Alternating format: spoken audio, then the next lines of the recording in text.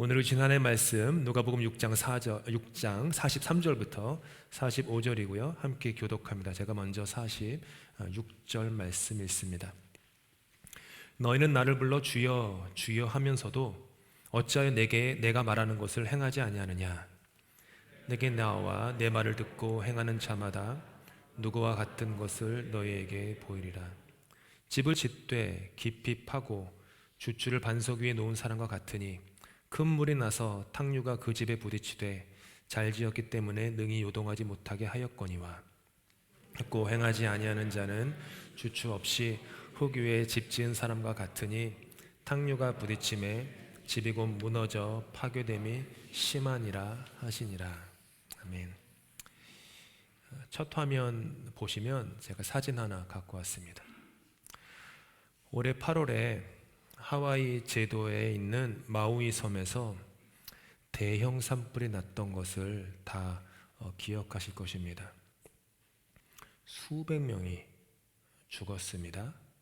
그리고 모든 집들이, 해안가에 있는 모든 그 경치 좋은 집들이 화마가 휩쓸고 간 후에 다 잿더미로 변했습니다. 그런데 그렇게 화마가 휩쓸고 간 곳을 잡는 그 헬리콥터의 영상에 이상한 집 하나가 들어왔습니다.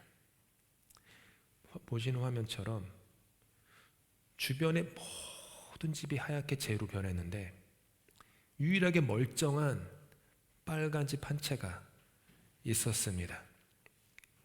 저 2층짜리 주택은 하얗게 재만 남은 주변의 풍경 속에서 빨간 지붕과 하얀색 외벽이 그대로이고요, 마당도 온전하여 마치 화마가 이 집만 피한 것처럼 보일 정도입니다.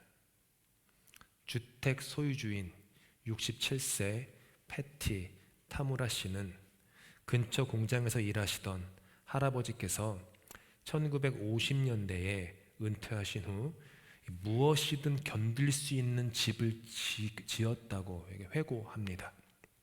할아버지께서 하와이가 벌레가 많아서 그 벌레에 견디고 나무가 썩을 것을 고려해서 집을 매우 두꺼운 콘크리트로 지었고, 기초도 그와 같은 건축 기술로 지었는데 아마도 그 덕분에 이 집이 그 화마 속에서도 살아남은 것 같다라고 그 신문에 이렇게 인터뷰를 하신 기록을 봤습니다.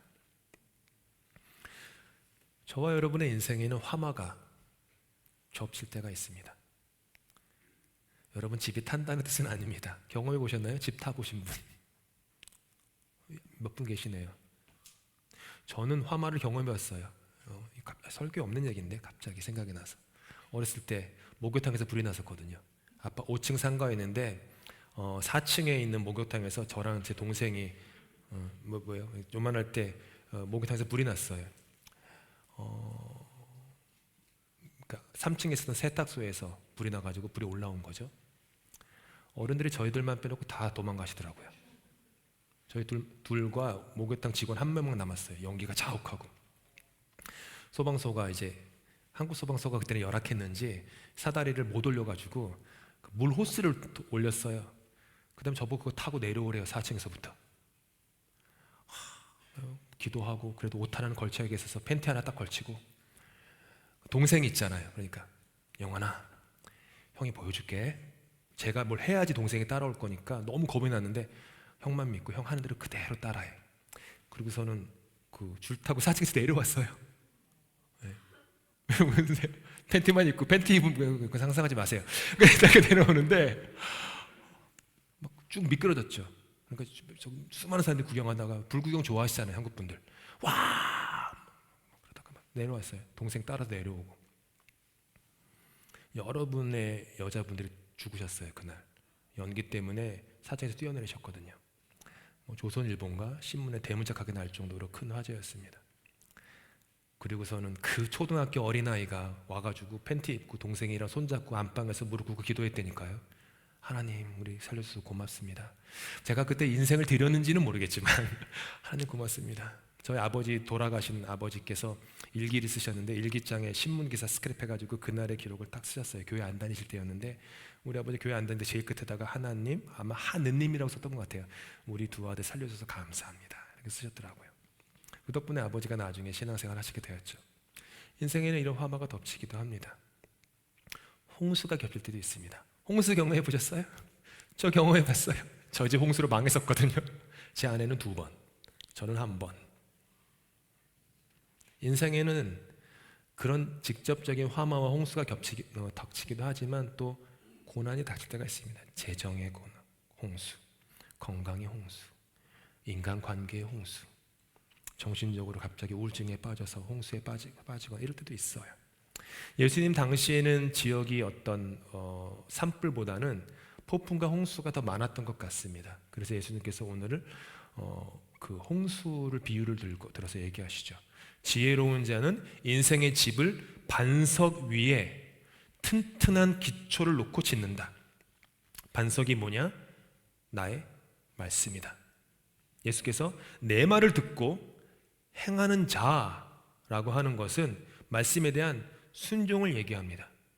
제가 제 아들 이한이한테 이한아, 아빠 말 잘 들어줘서 참 고맙다 얘기하면 제가 그 이한이한테 듣기 평가 잘했다고 칭찬하는 거 아닙니다. 그렇잖아요. 너 참 청력이 좋구나, 어떻게 아빠 말을 잘, 이 얘기 아니잖아요.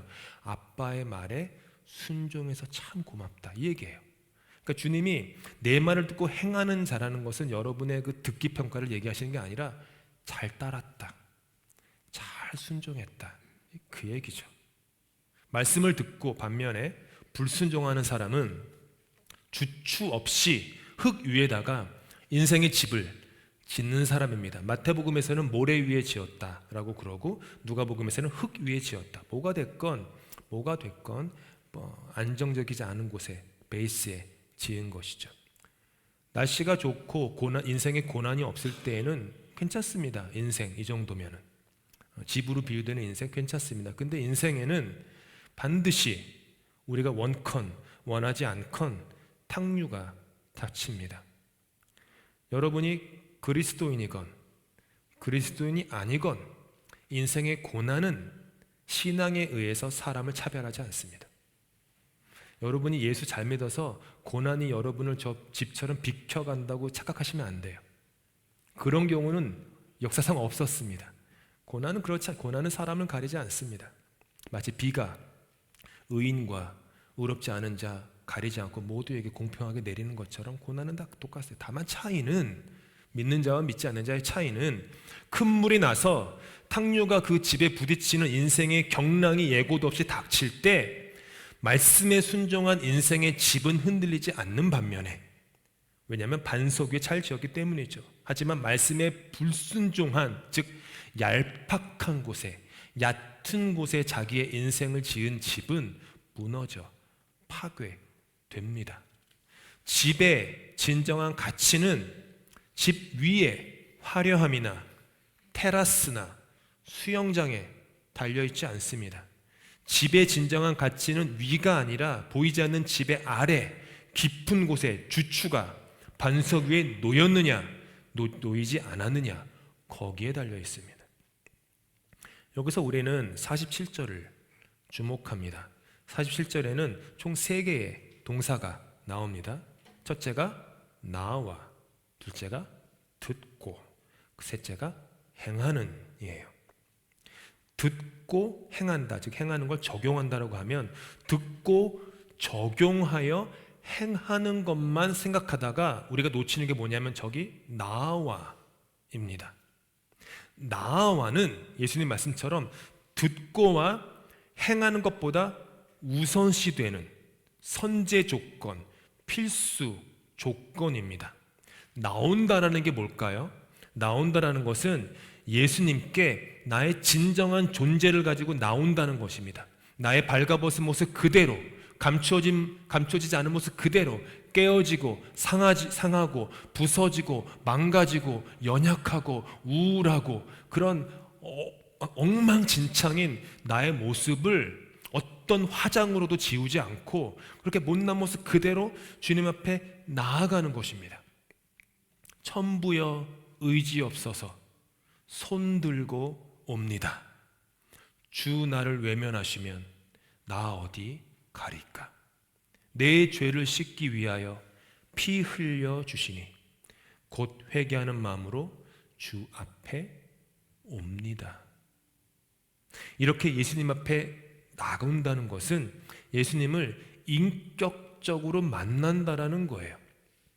인격적으로 만난다라는 것은 예수 그리스도의 십자가가 다른 사람의 십자가가 아니라 나의 십자가, 그 십자가가 예수님이 달려야 될 자리가 아니라 사실은 죄인 중에 괴수인 내가 달렸어야 할 그 십자가라는 것을 받아들이는 것입니다.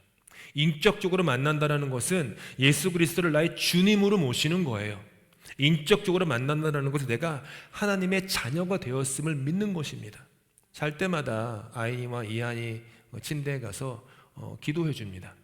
요즘 지난 몇 주 동안 그냥 하나님이 제 입에서 나오게 하는 기도가 뭐냐면, 하나님, 우리 아이니와 이한이의 하나님이 되어 주십시오.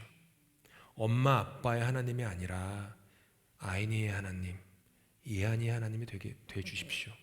아이니와 이한이가 인생을 살 때 어느 시점에서든지 주님을, 당신을 인격적으로 만나고 자기가 죄인인 것을 알고 자기가 달려야 될 십자가에 예수님이 달렸음을 자기 개인의 스토리로 받아들이고 그렇게 주님을 구세주로, 주님으로 영접하게 해주십시오. 그러니까 인격적인 만남을 위해서 기도하게 돼요. 왜냐하면 나의 하나님이지 아빠의 하나님이지 자기 하나님은 아닌 애들이 얼마나 많은데요. 나의 하나님이 되어야죠. 나의 하나님. 그게 인격적으로 만난다는, 나와서 만나는 게 그겁니다. 49절에서는 주추를 반석 위에 놓지 않은 사람은 이를 듣고 행하지 아니하는 자라고 말해요. 듣고 행하지 아니하는 자. 여기서 우리는 주로 대부분의 열의 열 생각하는 게 뭐냐면 행하지 않았다라는 것에 우리의 모든 초점이 맞춰요. 들었는데 행하지 않았다. 근데 47절과 49절의 가장 큰 차이는 뭐냐 하면 나에게 나와 여기 있어요. 49절에서 빠진 게 뭐냐면 내게 나와예요. 즉 예수 그리스도께 나아가서 진정으로 그분과의 인격적인 만남을 추구하고 체험하지 않고는 말씀을 듣는 것도 행하는 것도 제대로 안 된다라는 겁니다. 설령 말씀을 들었다고 하더라도 그저 좋은 윤리 도덕적 가르침으로만 여기고 나의 존재를 구원하시는 생명의 말씀으로 여기진 않는 거예요. 말씀을 돌멩이라 생각한다면 어떤 사람은 말씀을 듣고 그 돌멩이를 쌓아서 자신의 인생의 집을 건축하지만 어떤 사람은 말씀의 돌멩이를 손에 쥐어지고 다른 사람에게 던집니다. 공격하려고 말씀으로. 이런 일이 얼마나 많습니까? 크리스찬들이 크리스찬을 공격할 때 제일 많이 하는 게 사용해 보죠. 말씀이에요. 말씀 갖고 던져요. 말씀이 이렇게 있지 않냐, 저렇게 있지 않냐, 막 던지죠. 얼마나 차이가 나는 인생입니까? 한 사람은 그 말씀의 돌멩이를 갖고 인생의 집을 건축하는데 한 사람은 말씀의 돌멩이를 갖고 다른 사람을 다른 사람의 그 인생의 성벽을 무너뜨리는데 사용하는 거예요. 본문을 통해 이 들음과 관련해서 발견하게 되는 한 가지 사실이 있습니다. 얼핏 보면 말씀을 듣고 행한 사람, 말씀을 듣고 행하지 않은 사람, 이렇게 대비되는 것처럼 보여요. 그런데 자세히 살펴보면요, 그렇지가 않아요. 말씀을 듣고 행한 자도, 말씀을 듣고 행하지 않은 자도 똑같이 한 일이 있어요. 둘 다 집을 지었어요. 그렇죠? 그냥 우리 생각하면 말씀을 듣고 행한 자는 집을 짓고 말씀을 듣고 행하지 않은 자는 집을 짓지 말아야 되잖아요. 행하지 않아야 되니까. 근데 말씀을 듣고 행하지 않은 자가 사실은 행했어요. 집을 졌어요. 이 사람도. 주초가 반석 위에 있느냐, 흙 위에 있느냐의 차이만 있을 뿐 둘 다 집을 지었다라는 거예요. 이 두 사람 모두에게 뭐가 있었다라는 거죠? 행함이 있었다라는 거예요. 두 사람 다. 두 사람 다 또 뭐가 있었어요? 열심히 있어서, 물론 반석 위에 집을 지은 사람보다는 열심히 덜 할 수 있지만, 저는 뭐 모래 위에 집을 짓지 않았지만은 해안가에 가서 모래성을 하나 지어도요 많은 정성이 들어갑니다. 그거 물만 오면은 금방 쓸려 내려가지만 생각보다 그거 많은 정성이 들어. 두꺼비집 하나 짓는데도요 정성이 많이 들어가요. 예? 두꺼봐 헌집 줄게 새집 다오. 아무리 뭐 그게 그냥 즉각 되는 게 아니라니까요. 손 넣었다 빼려면 무너지지 않아야 되니까 정성이 들어가요. 그러니까 말씀을 듣고 행하지 않은 사람도요 열심히 있었어요. 인생에 정성이 있었고요, 행함이 있었어요.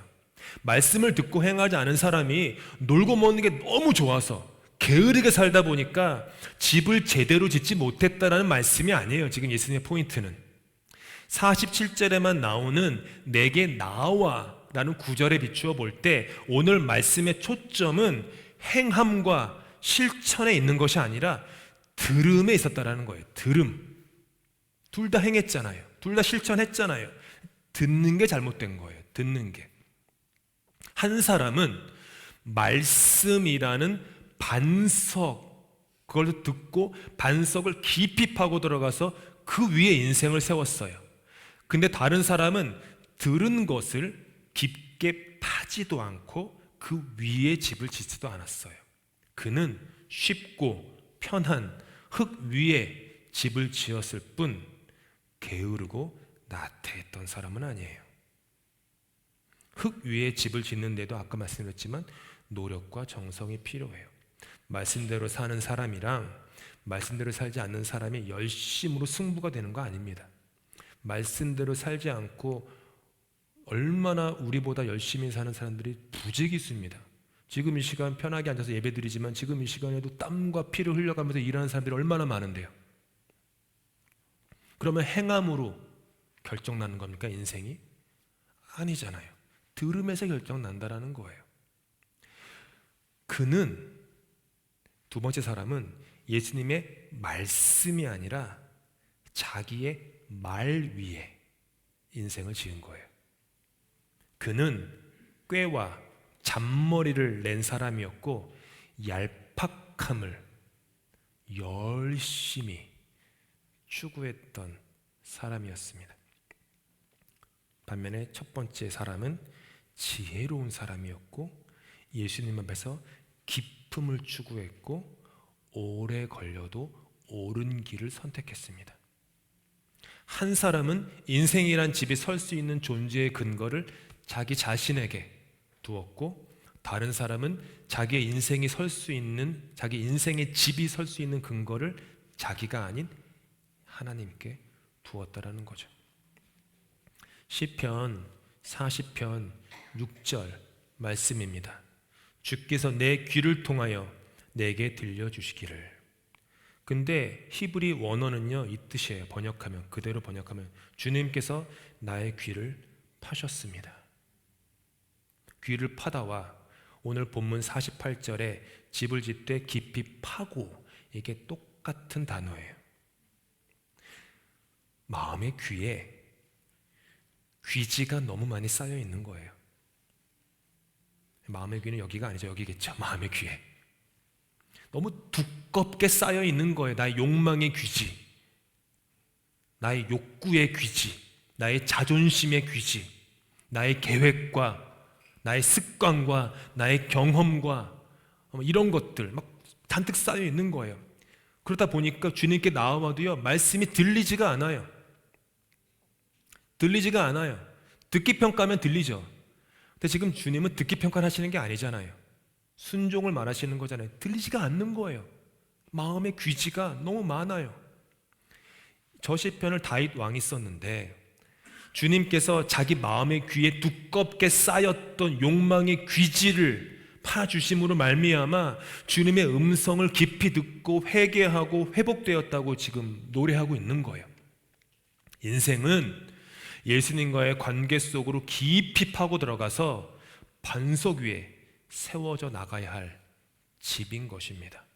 그렇지 않으면 주추 없이 흙 위에 집을 지었기 때문에 탕류가 부딪히면 집이 무너져 곧 파괴됨이 심할 수밖에 없어요. 주님께서 긍휼히 여기셔서 저와 여러분의 마음에 쌓인 그 귀지를 파주시기를 간구합니다. 그러면 주님의 말씀이 여러분 발에 등이 될 것입니다. 여러분 길에 빛이 될 것입니다. 일본에서 개최된 한 신앙 집회에서 주제 발표가 있었다고 합니다. 집회에 참석한 한 일본 어린 소녀가 다음과 같이 말했어요. 어느 봄날 어머니께서 작고 보기 흉한 검은 꽃씨를 가져와 심었습니다. 꽃씨는 자라나서 아름다운 꽃을 피웠지요. 어느 날 그 꽃을 본 이웃이 이 꽃은 너무도 예쁘군요. 꽃씨를 좀 주시지 않겠어요? 하고 말했습니다. 만일 그 이웃 사람이 꽃씨만을 보았다면 그녀는 결코 꽃씨를 달라고 요구하지 않았을 겁니다. 그녀는 꽃이 아름답게 핀 것을 보았기 때문에 그 꽃씨를 달라고 했던 거예요. 이제 일본 소녀가 얘기한 내용이에요. 여러분이 교회 올 때마다 보시는 십자가, 그 위에 핀 꽃을 볼 수 있다면, 예수님이라는 꽃, 그 꽃의 열매, 예수님 볼 수 있다면, 그 나무에 달린 분의 말씀의 씨앗이 얼마나 소중한 생명의 씨앗인지 알 것입니다. 그냥 보면 십자가 위에 있는 말씀의 씨앗은 검고 보기 흉한 거예요. 깊이 해야 될 씨앗이죠. 근데 그 씨앗 안에 나중에 무럭무럭 자라서 아름다운 사랑과 은혜와 자비와 양성과 온유와 절제 같은 아름다운 그런 꽃이 피는 것을 믿음으로 보셨다면 보기 흉한 십자가에 달린 검은 꽃씨를 달라고 하셔야죠. 그렇죠. 그걸 달라고 하셔야죠. 그래서 마음의 밭에 심어야죠. 그렇게 말씀을 사랑하고 말씀을 또 사랑하고 더 사랑하게 되는 것이죠. 조선의 최초의 순교자가 외국인 순교자가 로버트 토마스입니다. 1940년에 태어나서 66년 26세의 나이로 순교한 분이죠. 25세가 되던 해 만이죠. 25세가 되던 1866년에 그는 한문 성경을 준비해 가지고 조선에 도착합니다. 하지만 당시 아시다시피 조선은 쇄국 정책을 쓰지 않았습니까? 그래서 외국인의 출입을 막았고 마침내 조선 군대의 공격 때문에 대동강변에서 그가 탄 배는 불에 타고 침몰하고 맙니다. 배에서 나온 토마스 선교사는 대동강에 뛰어내립니다. 그리고 그 대동강 모래톱에서 야소, 야소라고 막 외쳐요. 야소가 뭐냐면 예수예요. 예수, 당시 말로 예수. 야소, 야소. 그러니까 막 예수, 예수 이렇게 외치면서 자신이 가지고 온 한문 성경책을 주변 사람들에게 막 던져요. 최치량이라는 12살 소년한테 3권의 성경책을 던지고 자신을 죽이려고 칼을 든 박춘권이라는 조선 군인에게 마지막으로 남은 한 권의 책을 던집니다. 그리고 죽습니다. 겁이 난 소년 최치량은 성경책 3권을 가지고 와서 당시 평양 안주골 주사였던 박영식이라는 사람에게 주었습니다. 박영식은 이게 웬 종이냐, 종이가 귀하잖아요. 이게 웬 종이냐 해가지고요, 그 한문 성경책을 모조리 뜯어가지고요 자기 집의 도배지로 사용했습니다. 어느 날 방에 누워 있는데 온통 방 안에 도배된 성경의 내용을 읽으면서 감명을 받습니다. 그리고 그 순간 그는 예수 그리스도를 자신의 주님으로 영접합니다. 그리고 자기의 집을 교회로 사용합니다. 이것이 평양 최초의 교회였던 널다리골 교회입니다. 그리고 이 교회가 부흥하기 시작합니다. 그래서 개명을 하게 되는데 교회 이름을 장대현 교회로 개명을 합니다. 이 장대현 교회가 한국 교회사와 세계 기독교회사의 길이 남을 1907년 대부흥 운동이 시작된 바로 그 교회였습니다. 토마스 선교사에게 칼을 휘둘렀던 조선군인 박충권도 전해받은 성경을 읽고 모펫 선교사님을 찾아가서 세례를 받고 기독교인이 됩니다. 말씀의 반석 위에 인생의 집을 세우면 경랑에 닥쳐도요 무너지지 않는 것입니다. 이것을 잘 설명해 주는 성경의 사건이 출애굽 사건입니다. 하나님께서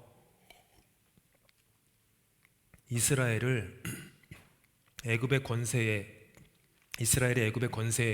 묶여 있었는데 그 종살이를 하던 그들을 이스라엘을 나오게 하셨습니다. 그리고 그들에게 너희는 약속의 땅 가나안을 향해서 걸어 들어가라 하셨어요. 하나님께서 이스라엘을 부르신 목적은 애굽을 나오는 게 아니었습니다. 하나님이 그들을 애굽에서 나오게 하신 출애굽의 목적은 가나안을 향해 걸어 들어가는 거였어요. 이거를 비유로 은유로 우리 인생에 살펴보면 십자가의 은혜와 복음으로 말미암아 저와 여러분은 애굽에서 나왔습니다. 그런데 만약 우리가 출애굽했다는 것에만 만족해서 그 자리에 있는 흙 위에다가 집을 세운다면 그것은 저와 여러분을 향한 하나님의 목적을 부르심을 무시하는 것입니다. 이스라엘은 출애굽 후에 가나안으로 바로 들어가지 못합니다. 출애굽이 있었고요, 가나안이 있었는데 약속의 땅이 있었는데 그 중간에 뭐가 있었죠? 광야가 있었기 때문이에요. 그곳 광야에서 12명이 가나안으로 정탐을 떠납니다. 돌아온 후에 10사람은 가나안 사람들이 장대한 거인이라고 보고를 합니다. 등치가 큽니다. 근육이 우락부락합니다. 매일매일 굿라이프에 가가지고 러닝머신 타고 엑서사이즈를 하기 때문에 벌크업이 잘 돼 있어가지고 장난이 아닙니다. 이런 얘기를 하는 거예요. 그리고 그들은 보니까 철기 문명을 가지고 있습니다. 우리 보십시오. 우리는 아직도 청동기 문화입니다. 우리 무기로 저 사람들이랑 상대가 안 돼요. 그래서 10명의 정탐꾼이 사용한 단어가 뭐죠? 우리는 그들에 비하면 메뚜기입니다. 그러면서 막 불평하고요, 악평합니다. 모세를 원망합니다. 하나님을 원망합니다. 왜 우리 나오게 해가지고 이렇게 고생시키고 죽게 하냐고. 차라리 애굽에 있을 때 노예였지만 고기도 먹고 집도 있었고 그럭저럭 잘 살았는데 애굽으로 돌아가자. 그 시절이 좋았다. 그게 더 전성기였다 우리 인생에. 이런 얘기를 하고 있는 거예요. 이들의 얘기는 뭐냐면 반석 위에 집을 짓는 것보다는 흙 위에 집을 짓는 게 더 효과적입니다라고 얘기하는 거예요. 말씀이 아닌 말을 택했고 그들의 귀는 두껍게 쌓인 귀지에 막혀 있었습니다. 듣는 귀가 없었으니까 두려움에 사로잡힌 채 제자리에 주저앉자고 합니다. 오직 2사람, 누구죠? 아시잖아요. 누구요? 여호수아랑 갈렙. 그렇죠. 이 정도는 아셔야죠. 런던 한인교회 교인이면. 여호수아와 갈렙만이 하나님의 약속의 말씀을 듣습니다. 이런 얘기를 하는 거예요. 지금 말로 하면 우리에게는 말씀이 있다. 우리 때문이 아니라 하나님 말씀의 약속 때문에, 하나님은 약속을 절대로 변치 않는 분이시기 때문에 그분의 약속의 말씀 때문에 우리는 그들에게 메뚜기가 아니라 그들이 우리 밥이다. 이렇게 얘기했던 거예요. 즉 뭐죠? 흙 위에 집을, 이 광야라는 흙 위에 집을 짓지 말자. 우리의 집은 가나안, 그 험해 보여도 오래 걸려도 그 반석 위에, 말씀 위에 집을 져야 된다. 여기 광야에 집을 지으면 편하지. 텐트 짓는 건데 편하지. 근데 그거는 우리 마을 위에 짓는 거고 우리 무너진다. 반석 위에 집을 짓자. 그렇게 얘기를 해요. 하나님이 대노하셨죠. 10명의 정탐꾼과 그들에게 휩싸인 이스라엘 백성 때문에. 그래서 다 멸하겠다. 모세가 하나님께 나아가서 막 바짓그당이 붙잡고 애원하는 거예요. 하나님, 그러시면 어떡합니까? 우리 다 몰살시키면은 하나님 이름 영광 가리는 것 아닙니까? 좀 돌이켜 주십시오. 하나님 돌이키세요. 성경에서 하나님은 결정을 많이 돌이키세요. 하나님은 부모의 마음이 그렇죠. 그래서 어떤 결론이 났습니까? 20세 이상의 성인들은 전부가 다 40년 동안의 광야에서 죽습니다. 광야의 흙으로 그냥 돌아갑니다. 그렇게 흙에다 집을 짓고자 했으니 너희는 흙이 되어라, 이런 거죠. 다만 여호수아와 갈렙과 그 다음 세대만 가나안 약속의 땅으로 들어가죠. 애굽의 노예 생활이 좋았다고 그리워하지 마십시오. 홍해 건너편이 안전하다고 거기다가 횟집을 차리지도 마십시오. 그래서 장사하지 마세요. 횟집 장사. 홍해에서 건져낸 광어 손질하면서 그렇게 광어회 파시면서 인생 사시면 안 됩니다. 광야 중간 흙 위에다가 집을 짓고 주저앉지도 마십시오. 주님께서는 믿는 자들이 말씀을 의지해서 앞으로 전진해 나가길 원하세요. 신자는 애굽으로 돌아가지도 않고요, 광야에 주저앉지도 않고 가나안으로 들어가라 부름받은 사람들입니다. 애굽은 나의 말이라고 하는 그 작은 세계 갇혀서 그것이 전부인 양 사는 어리석은 인생이에요. 눈먼 자가 코끼리 다리를 만지면 기둥이라 그러고, 코끼리 배를 만지면 천정이라 그러고, 코끼리 등을 만지면 벽이라고 말하는 것처럼 나의 작은 세계에 갇힌 것이 애굽의 인생입니다. 어느덧 저와 여러분의 머리에 생기는 흰머리 한 올조차도 검은 머리카락으로 바꿀 수 없는 유한하고 연약한 인간이 저와 여러분들입니다. 얼마나 연약하면 내 몸에 난 흰털 하나 내 마음대로 못해요. 그러면서 내가 뭐라고, 내 인생 안다고 잘난 체하며 살아갑니까? 내가 내 인생의 주인이라고 내 마음대로 내 뜻대로 살려고 살아갑니까? 내 머리 난 흰머리 하나 어찌하지 못하는 존재이면서 나의 작은 세계에 머무는 것 어리석은 것입니다. 애굽의 좁은 노예 생활에서 나와서 주님이 이끄시는 광야로 걸어 들어가십시오. 그 광야는 넓은 세상이지만 그곳에는 또한 고난과 경난과 탕류가 있어요. 근데 전에도 말씀드렸지만 광야라는 단어가 히브리어로 나바르예요. 나바르. 근데 광야라는 히브리 나바르가 뭐냐면은 말씀하는 곳. 광야는 그냥 광야가 아니에요. 광야는 주님이 말씀하시는 곳이에요.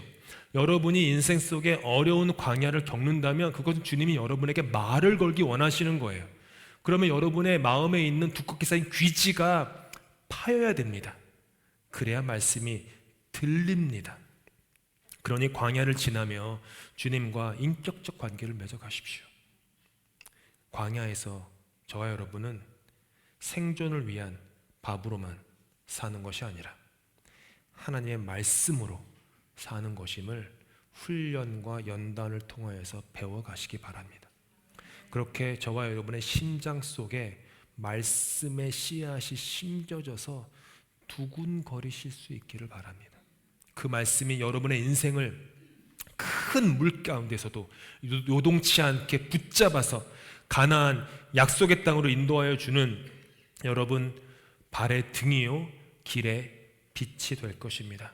예수님께 나와 넓은 말씀의 세계를 맛보고 변화되어 새 사람 되는 저 여러분의 인생, 우리 가정, 또 이 교회 될 수 있기를 예수님의 이름으로 축복합니다.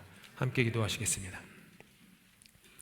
내 것이어서 내 뜻대로 할 수 있다고 여겼던 사지백체에 대해서도 정작 경난과 탕류 앞에서는 아무것도 할 수 없는 연약한 인간임을 알게 해주시니 감사합니다. 나의 작은 말의 세계에 갇혀 지내지 않게 하시고 그 애굽에서 나를 나오게 하여 말씀의 넓은 세계로 들어가게 하여 주신 것 감사드립니다. 가나안 약속의 땅을 향해 걸어가면서 때마다 시마다 주님 앞에 나아가게 하시옵소서.